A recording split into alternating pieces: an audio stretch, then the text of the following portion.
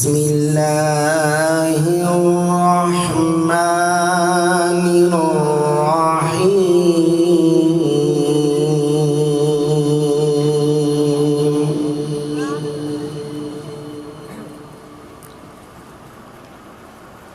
سبحان ربك رب العزة عما يصفون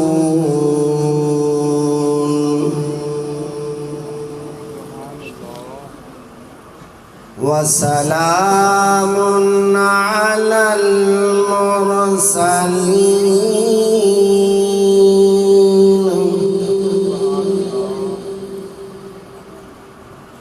والحمد لله رب العالمين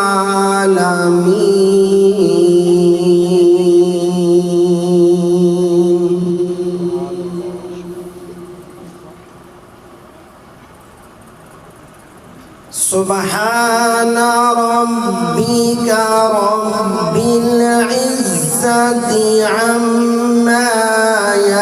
يصفون وسلام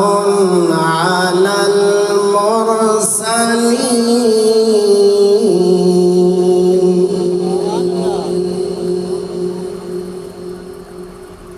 وسلام على المرسلين والحمد لله رب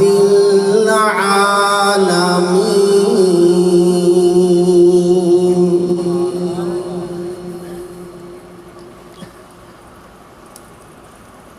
والحمد لله رب العالمين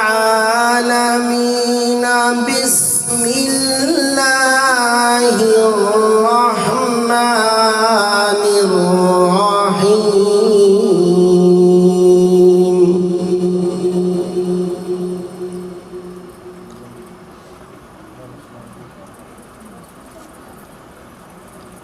خلق الإنسان من صلصال كالفخار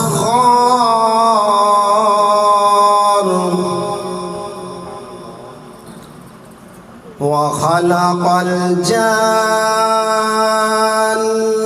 من مارج من نار فبأي آلاء ربكما تكذبان رب المشرقين ورب المغربين فبأي آلاء ربكما تكذبان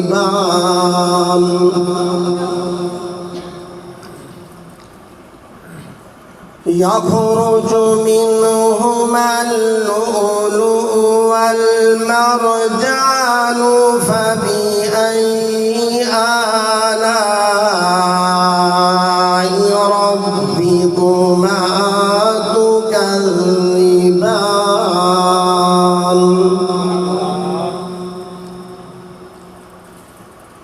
وله الجوار المنشآت في البحر كالأعلام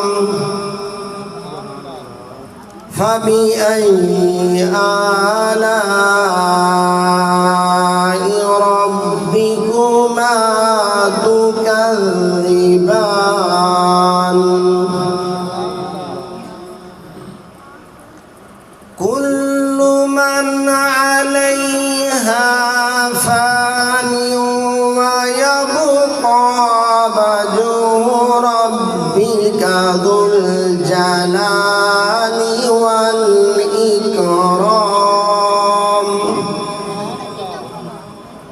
فبأي آلاء